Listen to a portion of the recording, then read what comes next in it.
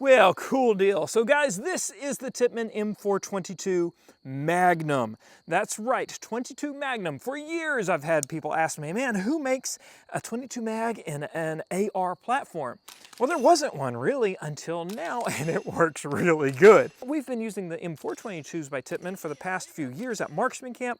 We've really enjoyed them. They've proven to be very reliable. My first interaction with them is at SHOT Show, and I'm like, let's see what makes these things work. And I just started taking it apart right there in the booth. And when I pulled out this solid bolt, I was like, oh yes. So that's why I hear that they're reliable that's their reputation, that they are a reliable rifle, because it's just simple, but it's well designed. It's not like a jerry-rigged AR. It's not like a Smith & Wesson plastic piece, because we have aluminum receivers. And it's not like it's just something we're gonna take an AR and try to make it. No, they're gonna make a rifle from the ground up that will still use all the AR accessories, but now it's in 22 Magnum. 22 long rifle, everybody knows and loves it, and compared to the 22 mag, which is, I mean, really kind of twice the height. And we were chronographing them earlier. We were getting, out of one box, we had 2,000 feet per second. And that's the thing, when you're suppressing, you want it around 1,000 feet per second to make a 22 long rifle quiet. So you're always hesitant to break that threshold.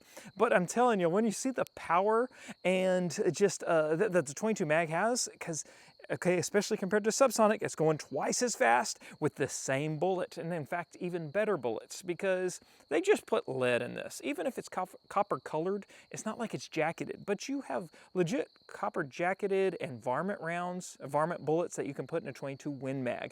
And so if you talk to any rancher, farmer, man, their go-to gun will be a rusty old 22 Win Mag that they've got that has accounted for dozens, if not hundreds, of coyotes and hogs and other nuisances.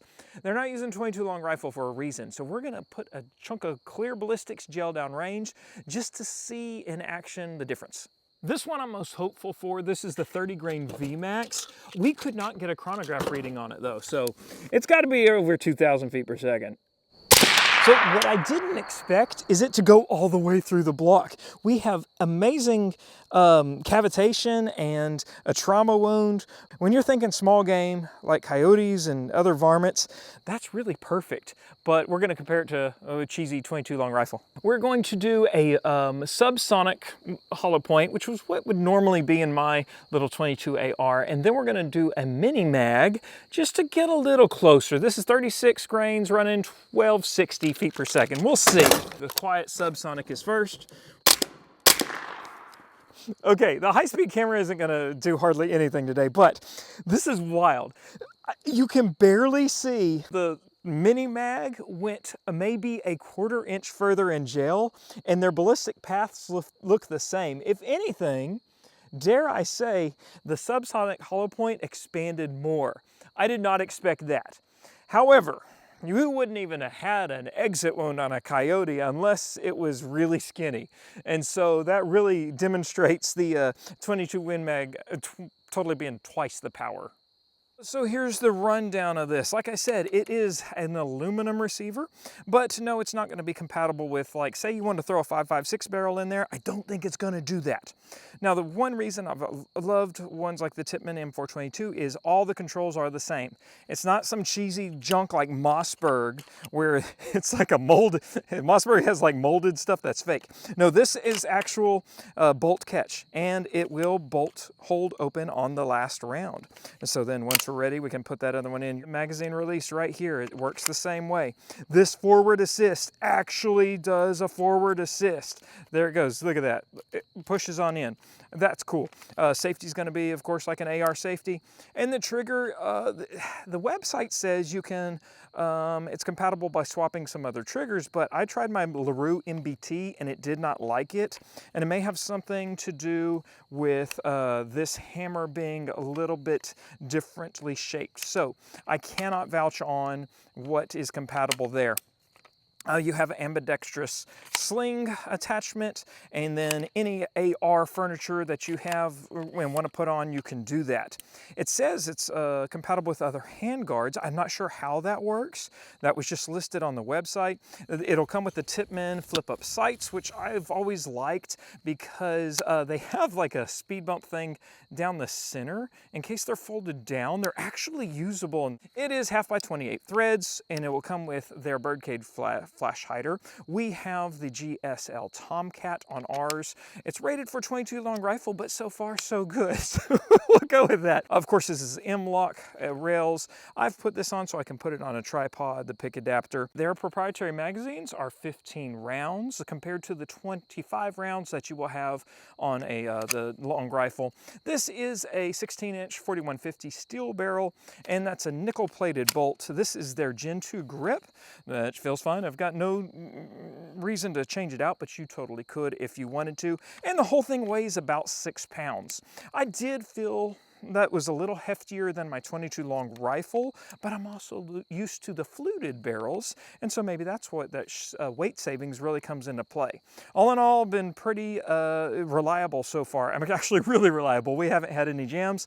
We're using this Hawke optic because it has a ballistic compensated reticle that goes out there to, I think it's 300 yards. So we have holes. We're just trying to find the exact ammo that it is mated to, because, you know, 30 grain is going to shoot different than your 50 grain. All right, we're going to start a 100-yard test. We have 4 different ammos. We're going to start with the cheapest one. 50 grain Federal, bring your own bottle. The velocity was not even written on the bottle, but our Caldwell Velociradar said it was 1,510 grains, feet per second, not grains.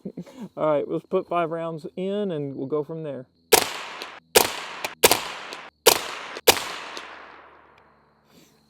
So this is posted with about a 4.5 pound trigger. It's a little mushy. It's not a glass rod of a break. Next, we're gonna go with the 50 grain Federal in the box. It may be the same dang ammo.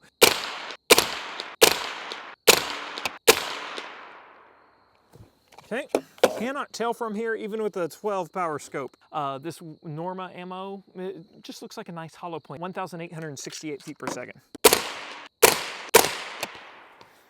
That's the one thing about bags with a stock like that, you can depress that lever and now it shrinks on you.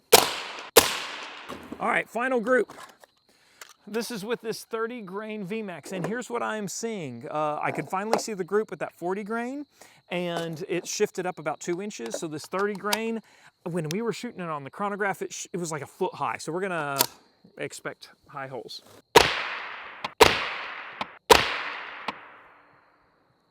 Ooh, I think that was in the same hole. Oh, that looked like it's in the same hole. Okay. Let's go measure. I'm kind of excited because it looks like they're pretty stinking close together. These look pretty good for a 22 at 100 yards. A semi-automatic AR style, guys. This is sub-MOA stuff here. So my 250 grains look roughly the same and measure 1.1 inches, a smidge under an inch for that for the second group. The Norma came in at 0.8 inches. And then the VMAX from Hornady, 0.8 inches. So we're sub-MOA with a 22 at 100 yards. That's pretty stinking cool and downright impressive. This is my new Ultradyne tripod that I've been loving. It's the most compact that I have that fits in a bag smaller than all my other tripods that I have. You just invert it. But of course, if you have never shot with a tripod, you don't know what you're missing. And we use them all the time when we're out for environment controls. A lot of times you have like a Arca Swiss or a Picatinny rail or a clamp. Now this one is Arca Swiss and pick rail. So I have some rifles that have a nice Arca rail on them. They'll slide right in, or then the pick rail, we can just clamp it onto most everything. This is what we're doing today. With this ball head, this orbital ball head, we just loosen this up and then we can move it to anywhere we need to be. Here's what else I do. I mount scopes like this because when you're trying to level it, well then we have free range of motion that we can level the gun, lock it in place, mount the scope, and keep everything level. So it's more than just for shooting, it's a tool when you're working on it. This has a removable monopod leg. So if you didn't want to lug the whole thing around, you can just use the leg and put the ball head on it. So pretty ingenious design from Ultradyne. They have those brakes, and we tested their chassis and everything else, so you can go check them out. All right, so we're gonna start at 100 yards, just dead center on that reticle. It will be, there you go, 100 yards. Yay, I almost didn't do that. Okay, but right past it's a Buffalo at 150. We're gonna see how close it is to this reticle. We're shooting the 50 grain though, so it might be a little bit different. So it's 160 we're gonna put right about there.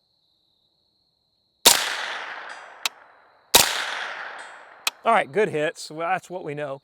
Okay, 200 yards will be the real test though, because with a 22 long rifle subsonic, we're talking 5 foot of drop.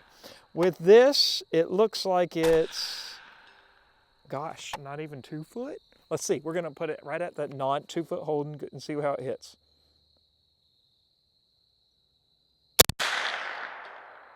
It hit the very bottom edge, I could tell. I'm gonna make sure I'm in focus. Yeah, it was not quite in focus. So I'm gonna try again and we'll see. Dead center. Oh my gosh, there's a group like this. You know, we're standing supported at 200 yards. That's pretty cool. We're gonna find what our hold is at the far one.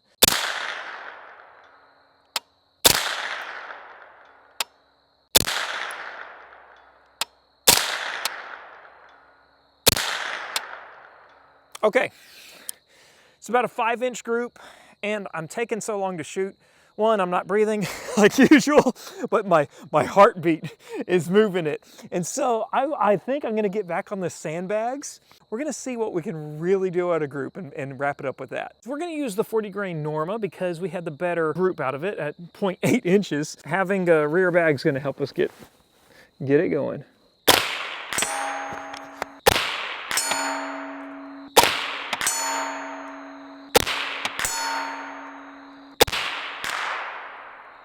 That one flew high and hit the tree. Don't know why. But here's the deal. We should have put a fine aiming point on it because I'm really just holding a crosshair around the middle. I'm putting that 300 crosshair right in the middle. We had zeroed it for the 50 grain, would have been right here. And I held the same, and we're hitting way high. So that's why I missed one right on the edge. At 4.7 inches, if we keep that in. But if we take our 3 rounds here, it's 2 inches. It is less than 2 inches at 270 yards if we take our nice 3-shot group. I know that's cheating a little, but I want to because those 3 rounds are nice. All right, not bad at all for a 22 Win Mag AR. All right, fellas, so that about wraps it up with this Tippmann M4-22. And I gotta tell you, I'm pretty impressed. And so much so as now you see, we put the D&T thermal on it, and we're gonna take it out at night. Now, if you're on the very sensor-heavy platforms like YouTube and Facebook, you won't be able to see that. But head over to Rumble. If we have any success tonight under thermal and night vision, we'll put that on there because I think it's gonna live on this gun because what it did to that ballistic gel, the accuracy we're getting at 0.8 MOA, but I'm stinking impressed with it. It's going to be hard to find a 22 mag that does all that. You got a 15 round mag, so you know you're not going to run out, and that Tippmann, they run well. We've used the 22 long rifles at camp for thousands and thousands of rounds.